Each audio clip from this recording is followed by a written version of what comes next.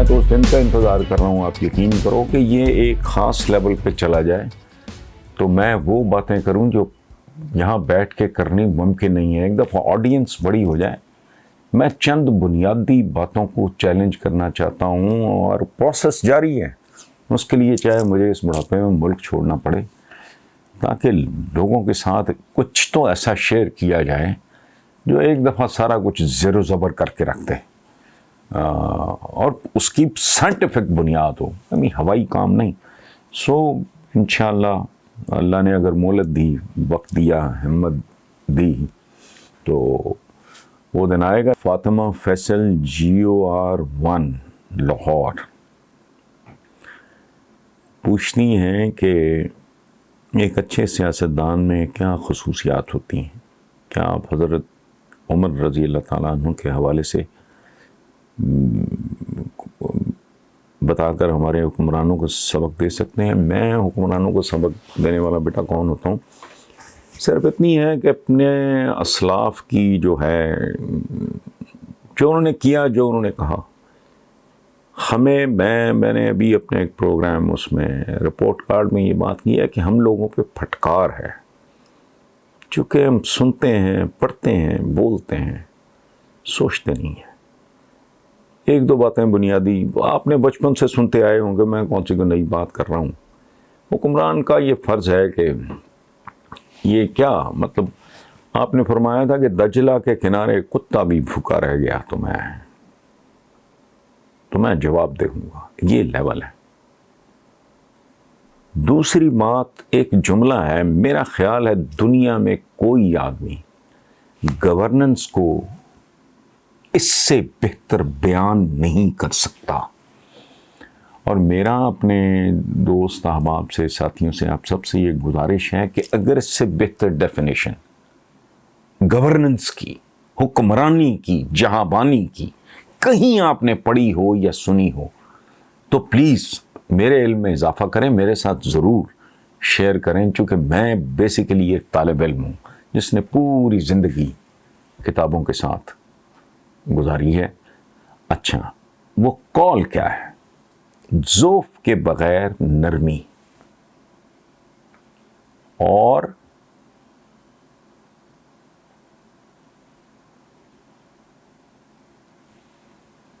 تشدد کے بغیر جبر ایک اچھی حکومت کی علامت ہے. سبحان اللہ. اب ہمیں چونکہ موسٹلی لفظوں کا مطلب نہیں آتا، ذوف کے بغیر نرمی کا مطلب یہ ہے کہ ایک ایسی حکومت جو سافٹ ہو، کمزور نہ ہو، اس میں ذوف نہ ہو، پولیو زدہ نہ ہو، بزدل نہ ہو، کمپرومائز نہ کرے، لیکن سافٹ ہو، مہربان ہو.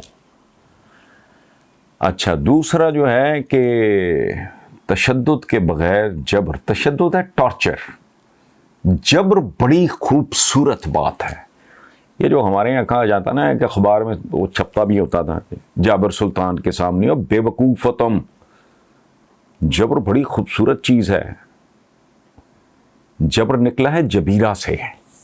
یہ ذہن میں رکھیں آپ. بازو، میرا بچپن میں یہ والا بازو ٹوٹا تھا تو وہ اس زمانے میں پہلوان ہوتے تھے. میں 60s کی، mid 60s کی بات کر رہا ہوں. تو وہ بازو کو جھٹکے سیدھا کرنے کے بعد اس نے اوپر ڈفرینٹ قسم کی کو مرہم یا لوشن جو بھی لگایا، اس کے بعد ایک وہ پھٹیاں سی تھیں وہ رکھ کے بازو سیدھا کرنے کے بعد، وہ رکھنے کے بعد اس نے نا وہ اس کو بینڈیج کہہ لیں یا جو بھی، اور وہ باقی کہانی لمبی ہے. اس کو جبیرہ کہتے ہیں، جو ٹیڑھی چیز کو سیدھا کر کے پھر سیدھا رکھ دے، سیدھا کر دے. جابر وہ قاتل کوئی غارت گر نہیں ہوتا، وہ دہشت گرد نہیں ہوتا. سو جبر، تشدد کے بغیر جبر، ایبلٹی ٹو مجھے اور آپ کو سیدھا کرنے کی ability, but without torture. Torture کے 1001 نہیں، 1,000,000,000 صورتیں. کسی کی عزت نفس سے کھیلنا، کسی کو گندی نظر سے دیکھنا، یہ سب ٹارچرز ہیں. تو حکومت کو یہ کریے جو کہتے ہیں نا کہ جی حکومت ماں کے جیسی ہوتی ہے تو وہی فرق ہے ایک اچھی حکومت میں اور ایک نالائق حکومت میں، جتنا ایک صفاق سوتیلی ماں میں اور ایک سگی ماں میں ہوتا ہے۔ بہت افسوسناک دکھ بھری بات ہے، اور میں سچی بات ہے اس پہ شرمندہ بھی ہوں۔ یہ سوال ہے مراد علی صاحب کی طرف سے، وہ کہتے ہیں میں صوبہ بلوچستان سے ہوں، سوال یہ ہے کہ آپ کبھی بھی بلوچستان کے مسئلوں پہ کیوں نہیں بولتے؟ ہزارہ میں 11 کارکنوں کے قتل پر بھی آپ نے خاموشی نہیں توڑی، اور نہ ہی کسی سیاستدان نے مذمت کے علاوہ کوئی قدم اٹھایا۔ کیا بلوچستان پاکستان کا حصہ نہیں ہے؟ دیکھیں، ایک ہوتا ہے وضاحتیں دینا، ایکسپلینیشنز دینا، بہانے بازی۔ مراد علی صاحب، میں غیر مشروط آپ سے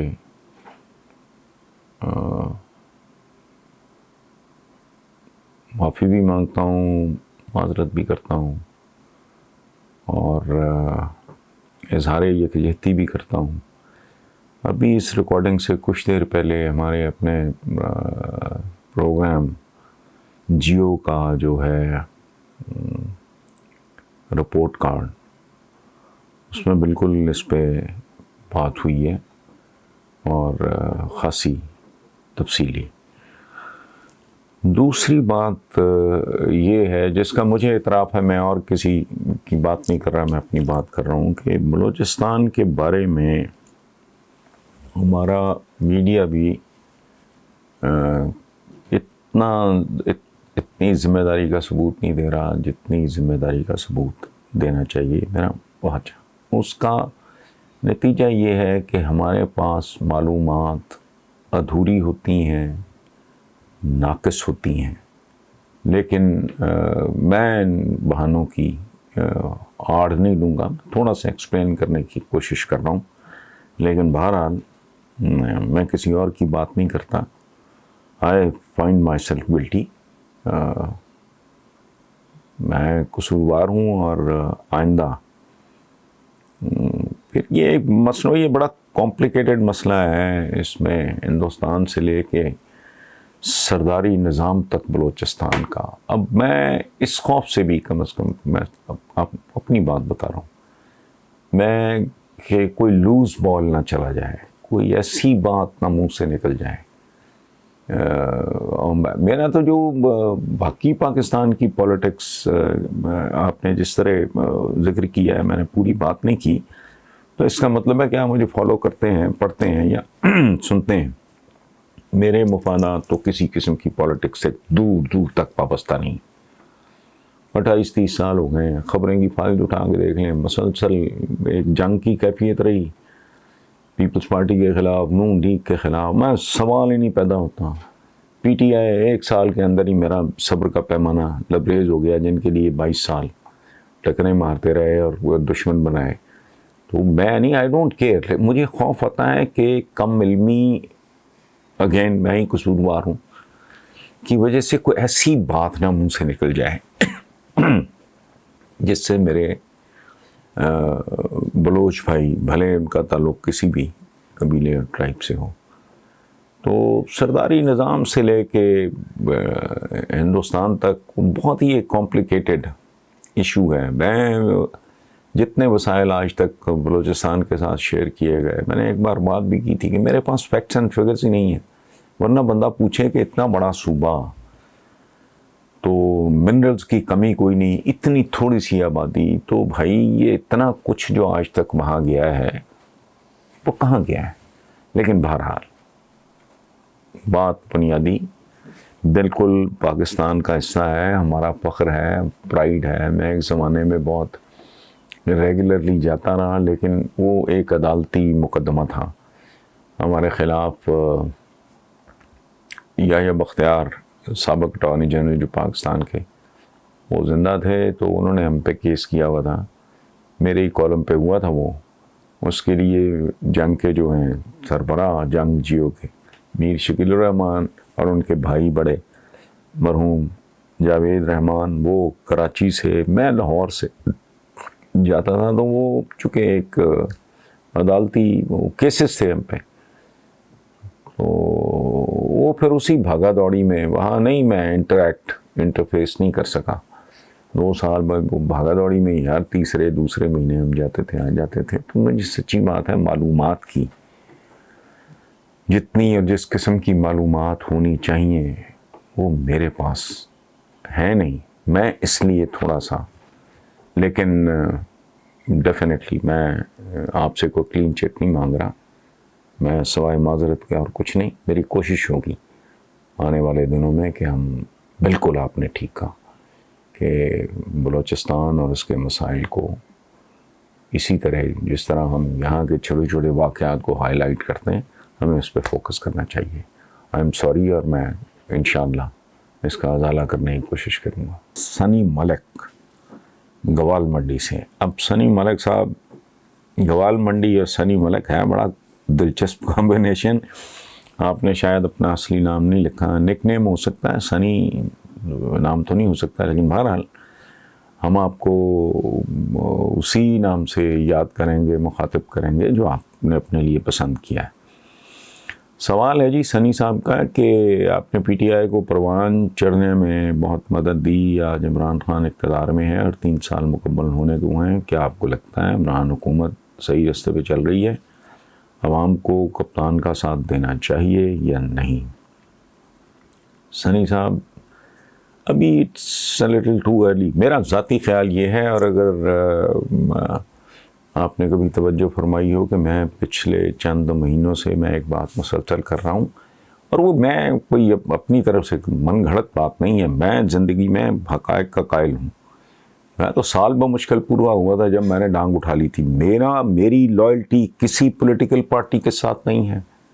میری وفاداری یا محبت قطعاً کسی شخصیت کے ساتھ نہیں ہے. میں شخصیت پرستی کو بت پرستی سے بدتر سمجھتا ہوں, اسے شرک سمجھتا ہوں.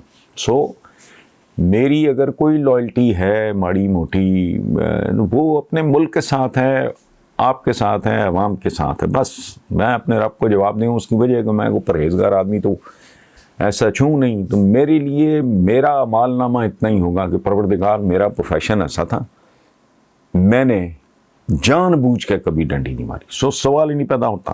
اچھا اب رہ گیا آپ کا سوال کہ عمران کا ساتھ دینا چاہیے نہیں دینا چاہیے. تو پوری طاقت سے ساتھ دینا چاہیے. اب پوچھیں لاجک یہ اب تک کیا صحیح چل رہا ہے غلط چل رہا ہے مجھے نہیں پتا. انڈیکیٹرز جو ہیں میکرو یہ اقتصادیات کی بات ہوتی ہے. حالانکہ میں جنرلی میں نہیں سمجھتا کسی قوم کی فتح اور شکست, عزت اور ذلت, عروج اور زوال کا تعلق اقتصادیات سے نہیں ہوتا, وہ اخلاقیات سے ہوتا ہے. ہمارے حضور کی سیرت النبی پڑھ کے دیکھیں آپ کو پتہ لگ جائے کہانی کیا ہے. حضور جب اس دنیا سے رخصت ہوئے اپنے رب کے پاس گئے تو 40 سال کی عمر میں ان کو یہ ذمہ داری رب العالمین نے دی, اور 63 سال حضور چلے گئے, اور باقاعدہ سلسلہ انہوں نے کوئی تقریباً 2-1 سال کے بعد شروع کیا. یعنی 21 سال ٹوٹل جنگ تو کیا کیا. اس میں میں پہلے بھی عرض کر چکا ہوں مکہ مدینہ کے پہاڑوں سے کوئی سونا چاندی ہیرے جواہرات تو نہیں نکلے, انسان سازی کی تھی. پتھروں کو چھوا اور ان کو ہیروں میں تبدیل کر دیا. یہ کام ہوتا ہے نیشن بلڈنگ, اس کو کہتے ہیں. انسان بناؤ, باقی سب کچھ وہ خود ہی بنا لیں گے. اچھا سو ابھی یہ صحیح اور غلط کا, لیکن کیوں ساتھ دینا چاہیے اس کا سادہ سا جواب ہے. ہم نے بڑے وقت 2 خاندانوں پہ ضائع, بہت وقت برباد کیا. پیپلز پارٹی, روٹی کپڑا مکان, اور روٹی کی رے نصیب نہیں ہوئی, کپڑے کا کاف نصیب نہیں ہوا, مکان کا میم نصیب نہیں ہوا. پھر یہ دوسرا خاندان چپک گیا پاکستان کو, چمٹ گیا. جن جفا انہوں نے اپنی جائیدادیں پوری دنیا میں خدا کی پناہ جتنا پیسہ انہوں نے بنایا, اس کی بھی میں مثال پھر بار بار میں کہتا ہوں کہ بھائی ان کے والد کے یہ 7 بھائی تھے. جب ان میں بٹوارا ہوا سب کے پاس پلس مائنس 19-20 کے فرق سے ایک جیسی جائیداد تھی. انہوں نے بھی ترقی کی، انہوں نے بھی کی، لیکن ان کا اور ان کی ترقی کا آپس میں مقابلہ ہی کوئی نہیں. حالانکہ انہوں نے کاروبار کیا ہی نہیں، لیکن انہوں نے کاروبار دنیا کا سب سے بڑا کیا. وہ کیا تھا؟ سیاست. وہ سب سے بڑی تجارت، سب سے بڑی صنعت. اسی لیے یہ پورے اپنے کزنز کو چھوڑ چھاڑ کے ان سے لاکھوں نہیں کروڑوں گنا آگے نکل گئے. سادہ ثبوت ہے، لیکن اگر دل میں چور ہو، کھوٹ ہو، بدنیت ہو، آدمی اس کا دماغ ٹھیک کام نہ کر رہا ہو، اسے ملک سے محبت نہ ہو، اپنے بچوں کے مستقبل سے دلچسپی نہ ہو، تو وہ پھر ان باتوں پہ توجہ نہیں دیتا. ساتھ اس لیے دینا چاہیے کہ ہم دیکھ لیں تمام حجت. عمران کو اقتدار میں لے کے آئیں تو پہلا 5 سال جب مکمل ہوگا تب یہ سوال جواب ثانی ملک صاحب ہم آپس میں کریں گے کہ ہاں اس قابل ہیں یہ لوگ کہ ان کو دوسرا موقع دیا جائے. ورنہ دیکھو نا کتنے کتنے مواقع، کتنے کتنے سال، کتنی کتنی باریاں ان لوگوں نے یہ وہ جو پیپلز پارٹی والے یا نون لیگ والے ان کو دی. تو تقاضا تو یہی بنتا ہے کہ آپ پی ٹی آئی کو end of the 5th year اس وقت یہ ڈبیٹ انشاءاللہ اللہ نے مجھے صحت زندگی دی تو پوری طاقت سے اس وقت بات کریں گے کہ ان کو اگلی بار آزمانا چاہیے یا دھتکار دینا چاہیے. ختم. ابھی میرا خیال ہے یہ تھوڑا ارلی ہے، اور خاص طور پہ ابھی عمران نے کہا بھی ہے کہ یہ سال یہ جو نیا شروع ہوا ہے اللہ آپ سب کو مبارک کرے. تو یہ واضح طور پہ ترقی کی طرف ملک جاتا ہوا دکھائی دے گا. تو let's keep our fingers crossed and wait. آج کے کالم کا عنوان ہے جمہوریت، سیاست اور سیاستدان. یہ کھیل ہی گندا اور اس کے کھلاڑی گندے ترین ہیں، لیکن مجھے یقین ہے کہ کہانی لمبی نہیں چلے گی اور مستقبل میں انسان سیاست اور سیاستدان سے نجات حاصل کر لے گا. آج یہ بات ناقابل یقین دکھائی دیتی ہے، ایسا ہوگا نہیں. بہرحال ٹرمپ کی ٹیلی فونک گفتگو کی ریکارڈنگ منظر عام پہ آ گئی ہے. سپر پاور کا صدر، نام نہاد جمہوریت کا سمبل، جارجیا اسٹیٹ میں اپنے حریف جو بائیڈن کی فتح کو ہار میں بدلنے کے لیے ریاست کے سیکرٹری پہ دباؤ ڈالتا رہا اور اس کار خیر کے لیے اس کو منانے کی کوشش کرتا رہا. یہ ہے اصل حقیقت جمہوریت کی روشن ترین علامت کی، جو غلاظت کا بدترین نمونہ ہے. اگر دماغ میں خلل نہ ہو اور دوسروں کے اگلے ہوئے فکری نوالے چبانے کی عادت نہ ہو تو دین کامل کی ہدایت سے سرے منہ انحراف کی جرت ہی ممکن نہیں. کہ جو شخص خود کو کسی منصب کے لیے پیش کرے وہ اس منصب کے لیے بدترین آدمی ہے. یہ حکمت کی انتہا ہے جس پر غور کریں تو 14 نہیں 14,000 طبق روشن ہو جائیں گے. جمہوریت، ملوکیت اور خلافت میں یہی بنیادی فرق ہے. یہاں تو پیش کرتے ہیں اپنے آپ کو، اپنی تجارت کرتے ہیں، اپنی مارکیٹنگ کرتے ہیں، میں یہ ہوں، میں وہ ہوں، میں جھوٹے سچے وعدے. وہ چاہے ویسٹ ہو یا ہمارے یہاں تو خیر ویسے ہی بدصورتی کی انتہا ہے. کروڑوں اربوں روپیہ خرچ کیا جاتا ہے، جوڑ توڑ کیا جاتا ہے، جھوٹ بولے جاتے ہیں، بدماشی کی جاتی ہے، خواب فروشی کی جاتی ہے. جبکہ دین کامل کا حکم یہ ہے کہ جو آدمی اپنے آپ کو کسی منصب کے لیے پیش کرے وہ اس منصب کے لیے بدترین آدمی ہے. اس پہ غور کریں. ہم مسلمانوں کے ساتھ جو کچھ ہو رہا ہے، یہ میں کالم سے تھوڑا اس کو ایکسپلین کرنے کی میں کوشش کر رہا ہوں. خیر، ہمارے ہاں کچ پکے نیم خندہ یہ دیسی میمے اور کالے پیلے صاحب جانے بوجھے بغیر کہتے ہیں کہ سیاستدانوں کو سافٹ ٹارگٹ اور مظلوم. یہ کہتے ہیں کہ حالانکہ صورتحال کیا ہے، سیاست دنیا کا وہ واحد پیشہ ہے جو 100 کا 100% عام آدمی کی رائے کا محتاج ہوتا ہے. کہ یہی رائے یعنی ووٹ اس کا اکلوتا کلیم ٹو گلوری ہوتا ہے. ورنہ دنیا کے ہر باقی پیشے میں سرخروئی، کامیابی، بلندی، عزت کے لیے کسی کی رائے یا ووٹ کی کوئی حیثیت نہیں ہے۔ کیا کوئی ہوش مند آدمی تصور بھی کر سکتا ہے کہ کسی للو پنجو گامے ماجے کو ووٹوں کی اکثریت کی بنیاد پہ ملک کا عظیم سائنسدان، ڈاکٹر، انجینئر، جرنیل، جج، مفکر، بیوروکریٹ، مصور، موسیقار، شاعر، ادیب یا کچھ اور ڈکلیئر کر دیں کیونکہ جی مجھے ووٹ بہت مل گئے ہیں؟ اچھا، وہ بھائی ووٹ کی بنیاد پہ تو کوئی باورچی یا ڈرائیور بھی منتخب، جیسے کہ منتخب، وہ منتخب تو باورچی نہیں ہو سکتا ووٹ کی بنیاد پہ۔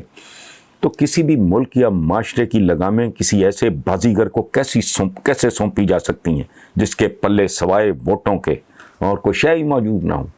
پھر ریپیٹ کر رہا ہوں، خلافت، ملوکیت اور مغربی جمہوریت میں یہی بنیادی فرق ہے۔ وہاں جو اپنے آپ کو کسی منصب کے لیے پیش کرتا ہے، اچھی مہم چلاتا ہے، بے تحاشا پیسہ خرچ کرتا ہے، وہ ملک کا سربراہ ہو جاتا ہے۔ ہماری فلسفی کیا ہے دین کامل کی؟ کہ جو آدمی خود کو کسی عہدے کے لیے پیش کرتا ہے وہ اس عہدے کے لیے سب سے مکروہ اور نااہل آدمی ہوتا ہے۔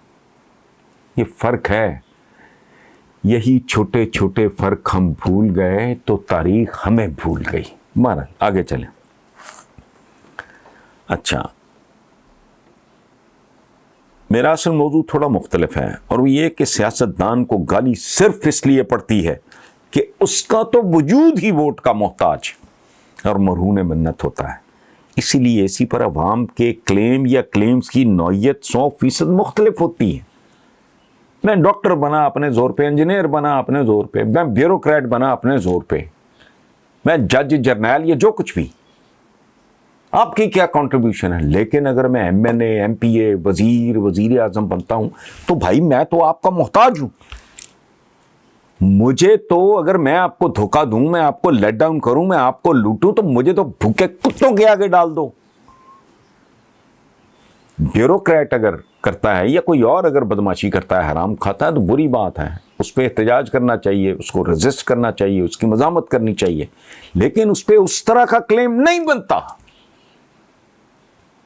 جس طرح کا کلیم میرا ایک ایسے پالیٹیشین پہ بنتا ہے جو میرے ووٹ کی اسٹرینتھ پہ وزیر بن رہا ہے اور میرے ملک کی بوٹیاں نوچ رہا ہے۔ سو اس لیے اس کو گالی دینا بنتا ہے۔ ڈاکٹر اگر اپنا اچھا پرفارم نہیں کر رہا تو اچھا، پھر ایک اور لاجک دیتے ہیں کہ جی یہ تو بڑی سزا ہے کہ اگر کوئی بندہ یوں کرتا ہے تو منہ کرتا ہے تو پھر اس کو اگلی باری ووٹ نہیں ملے گا جی، تو پھر وہ فارغ ہو جائے گا۔ کہاں ہوتا ہے اس طرح؟ کتنے سال ہو گئے پیپلز پارٹی؟ 10 سال سے زیادہ وہ سندھ کو چمٹے ہوئے ہیں، سندھ پاکستان سے باہر ہے۔ اور نواز شریف جیسا آدمی 3 بار وزیر اعظم ہو سکتا ہے، اب بھی اس کو کھلا چھوڑ دو وہ اور 10 بار وزیر اعظم ہوگا۔ وجہ کیا ہے؟ دولت کے ذریعے سیاست، سیاست کے ذریعے حکومت، حکومت کے ذریعے دولت، اور یہ ایک شیطانی چکر ہے۔ یہ اپنے اتنے بینیفیشریز کریٹ کر لیتے ہیں جو کہتے بھی ہیں کہ جی کھاتے ہیں تو لگاتے بھی ہیں نا، وہ کھاتے ہیں تو تمہیں بھی کھلاتے ہیں ساتھ، وہ تم کھا جاتے ہو بیچ میں سے، صرف اتنا اس کو کر دیتے ہو کہ کھاتے ہیں تو لگاتے بھی ہیں۔ یہ نہیں بتاتے کہ جو کھاتے ہیں اس میں تمہیں بھی ہڈیاں بوٹیاں ڈالتے ہیں، تمہیں بھی چھچڑے ملتے ہیں۔ ادروائز وہ گھر میں تو آپ کا ملازم 100 روپے کی ہیرا پھیری کرے، آپ کی جانت آپ کر دیتے ہو، آپ کے ملک کے اربوں ڈالر لوٹ کے لے جائیں، تو ادھر کہتے کھاتے بھی ہیں، تو یہ نہیں ہے۔ سو یہ پاکستان میں ایسے نہیں ہوتا۔ جن کی جڑیں ایک بار بن جاتی ہیں، جو اپنا ایک کلاؤڈ، اپنا ایک قبیلہ، اپنا ایک گینگ لاکھوں لوگوں کو مشتمل، ان کے بینیفیشریز ہوتے ہیں۔ کیا کرتی ہیں political parties? L D A کی کینٹین ہے، 4 برکنوں کو دے دو، کچھ 4 ہی کروڑ ہوتی ہیں۔ سائیکل سٹینڈ کے میں بہت گھٹیا معمولی باتوں کی مثالیں دے رہا ہوں، ان کو گاڑیوں کے سٹینڈ کے ٹھیکے دے دو، ان کو موٹر سائیکل، سائیکل کے سٹینڈ کے ٹھیکے دے دو، ان کو مختلف سرکاری کینٹین، اس کو آکشن وہ جو کوئی سامان سمون ہوتا ہے، یہ ہاسپٹلس کا ویسٹ وغیرہ وہ اٹھوا دو، وہ چاہے لوگوں میں موت تقسیم کرتا پھرے. سو یہ عملاً جو بندہ 2-3 بار لگاتار اقتدار میں رہ جاتا ہے، ویسٹ پاگل نہیں ہے، وہاں 2 دفعہ صدر بنایا، کہتے چلو چھٹی کر. وہ پتہ ہے یہ اتنا گھس جائے گا رگوں میں کہ پورا ملک اس کے پاس یرغمال پڑ جائے گا.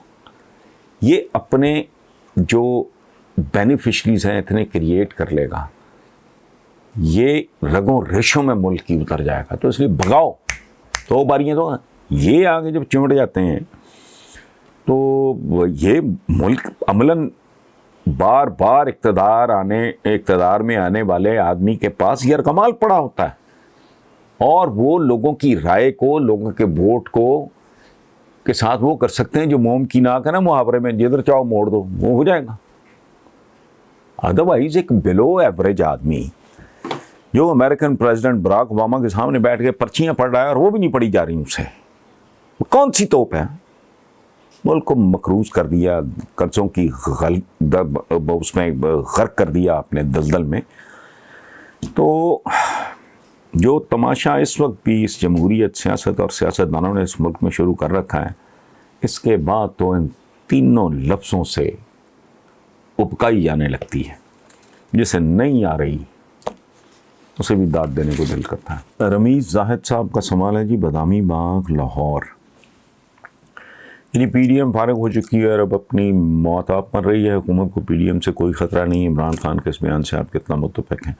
عمران خان کے بیان کو چھوڑیں، ہمیں بھی تو دکھائی دے رہا ہے نا جی، وہ کیا کہہ رہے ہیں وہ اپنی جگہ پہ ہے. دیکھو، کسی بندے کا حال یا مستقبل اگر آپ نے اسیس کرنا ہو، ایویلیویٹ کرنا ہو، تو اس کا ایک سادہ طریقہ ہے، اس کا ماضی دیکھ لو. ان لوگوں نے پاکستان اور پاکستانیوں کو کیا دیا ہے؟ اگر آپ مطمئن ہیں تو پھر دعا کریں یہ ہماری گردنوں پہ دوبارہ مسلط ہو جائیں. اگر انہوں نے پاکستان اور پاکستانیوں کو سوائے ذلت کے، قرضوں کے، گروی رکھنے کے انہوں نے کچھ نہیں کیا، تو پھر میک شور ہو جائے گا. جو کچھ بھی ہونا ہے ہوا میں تو نہیں ہونا، ظاہر ہے عوام نے ایک فیصلہ کرنا ہے نا جی. وہ میرا نہیں خیال، چونکہ یہ لوگ نہ اپنے آپ سے مخلص ہیں، نہ ایک دوسرے سے مخلص ہیں، نہ اس ملک کے عوام سے مخلص ہیں. ان کی ابتدا بھی اقتدار ہے، ان کی انتہا بھی اقتدار ہے. میں جنرلی یہ سمجھتا ہوں، میرا رب مجھے معاف کرے، کہ اگر یہ 50% بھی ان کی نیت ہوتی، یہ ملک آج یہاں نہ ہوتا. Thank you very much. اس سے زیادہ میں کہنا نہیں چاہتا. سوال ہے جی، فاروق احمد ہیں، ہالینڈ میں ہوتے ہیں، اوریجنلی ملتان سے. وہ کہتے ہیں کہ جیسے چائنا اور ٹرکی نے ترقی کی اور اپنی آنے والی نسلوں کا مستقبل روشن کر دیا، پاکستان بھی آنے والے وقتوں میں مضبوط اور مستحکم ملک بن سکے گا. میں فاروق صاحب، اس کا جواب میں سچی بات ہے، میں بڑا مشکل ہے. اس کی وجہ ہے، میں یہ نہیں کہہ رہا کہ ممکن ہے یا ناممکن ہے، ہرگز نہیں. میں کہہ رہا ہوں یہ مشکل ہے. اس کی وجہ ہے کہ میں پہلے بھی کسی اور کانٹیکسٹ میں یہ بات عرض کر چکا ہوں کہ کسی کے مستقبل کے بارے میں دیکھنا ہو تو اس کی پرفارمنس دیکھو. آپ ایک بچہ ہے، اگر ہارڈ ورکنگ ہے، فوکسڈ ہے، وہ موج مستی نہیں کر رہا، وہ چل نہیں کر رہا، فلاں نہیں کر رہا، وہ جان مار رہا ہے، محنت کر رہا ہے، مشقت کر رہا ہے، بالکل اس کا یکسوئی کے ساتھ، تو you can very easily product کہ بھئی یہ ٹاپ نہیں بھی کرے گا تو وکٹری سٹینڈ پہ ضرور ہوگا. پہلی نہیں تو دوسری نہیں تو تیسری پوزیشن، یا کم از کم صفحے اول کے ٹاپ 10 میں آ جائے گا. جس طرح کی پرفارمنس ہے، میں سچی بات ہے، میں کو منحوس بات کرنا نہیں چاہتا، جس طرح کی ہم لوگوں کی پرفارمنس ہے، 2 پلرز ہوتے ہیں. ایک ہوتی ہے اشرافیہ، ایک ہوتے ہیں عوام. ایلیٹ ہوتی ہے، عوام ہوتے ہیں. ان 2 پلرز پہ ایک ملک کھڑا ہوتا ہے. تو یہاں میں اب تک جو دیکھ رہا ہوں مقابلہ ہے عوام میں اور اشرافیہ میں، کہ ہم دونوں میں سے کرپٹ کون ہے، زیادہ کرپٹ کون ہے. جس کی چونچ ہے وہ اتنی سی بوٹی اتار رہا ہے ملک کی، اس کا جبڑا وہ اتنی بڑی بوٹی اتار رہا ہے.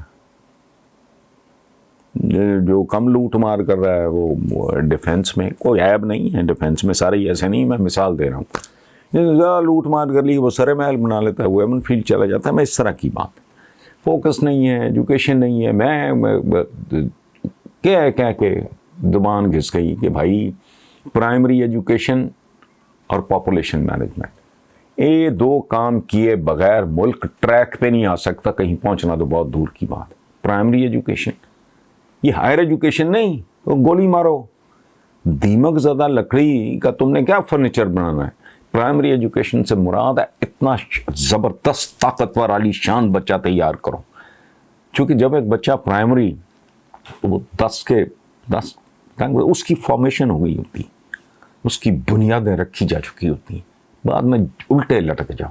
یہ جو یونیورسٹیاں بڑے فضول کام ہے، پلے ہی کچھ نہیں۔